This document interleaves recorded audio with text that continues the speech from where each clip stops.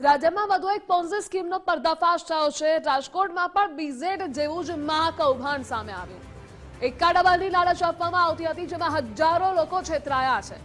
ક્રિપ્ટોકરન્સીમાં 8,000 લોકો પાસે રોકાણ કરાવ્યું। 300 કરોડથી વધુની છેતરપિંડીની પોલીસને અરજી કરી। બ્લેક ઓરા નામની કંપનીના સંચાલકો સામે ફરિયાદ થઈ છે।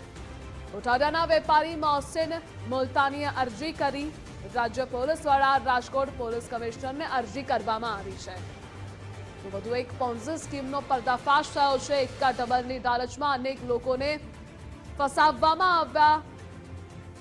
તો બીઝેડ જેવું જ મહાકૌભાંડ જેનો પર્દાફાશ રાજકોટમાં પણ થયો છે। જો કે આવી અનેક પોન્ઝી સ્કીમે રાજ્યમાં ચાલી રહી છે અને આ મુદ્દે સંવાદદાતા રહીમ જોડાયેલા છે। રહીમ, રાજકોટમાં વધુ એક પોન્ઝી સ્કીમ બીઝેડ જેવું જ આ મહાકૌભાંડ કે જેમાં કેટલા લોકોને ફસાવવામાં આવ્યા છે તે જણાવશો।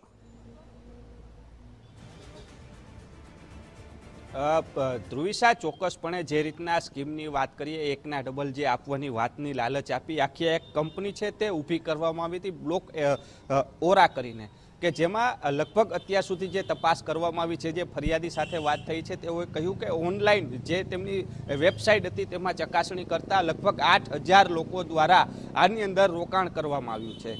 જે રીતના આંકડાકીય તેઓએ માહિતી આપી છે તો 300 કરોડ રૂપિયાની આસપાસ તેમનું રોકાણ થયું છે।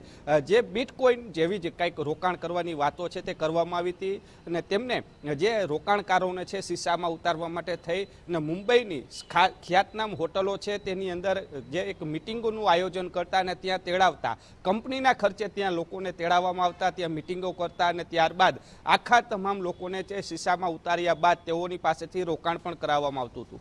અત્યાર સુધીમાં 8,000 લોકો તેમનો ભોગ બન્યા હોવાની વિગત સામે આવી છે। રાજકોટની જો વાત કરીએ તો રાજકોટમાં લગભગ 70 લાખ રૂપિયા જેટલા 12 લોકોના 70 લાખ રૂપિયા જેટલું રોકાણ છે તે થયા હોવાની વિગત સામે આવી છે।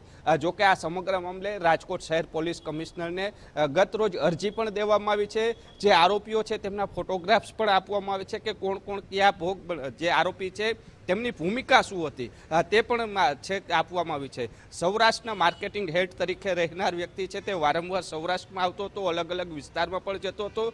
જોકે આ માત્ર રાજકોટથી જ સામે આવ્યું છે, પરંતુ ન માત્ર રાજકોટ, આખા ગુજરાતની અંદર આની માયાજાળ ફેલાયેલી હોવાની વિગત છે તે સામે આવી છે અને સમગ્ર મામલે હવે પોલીસ દ્વારા પણ તપાસ છે તે તેજ કરવામાં આવી છે। ધ્રુવિશા। જી રહીમ, જોડાવા બદલ આભાર આપનો।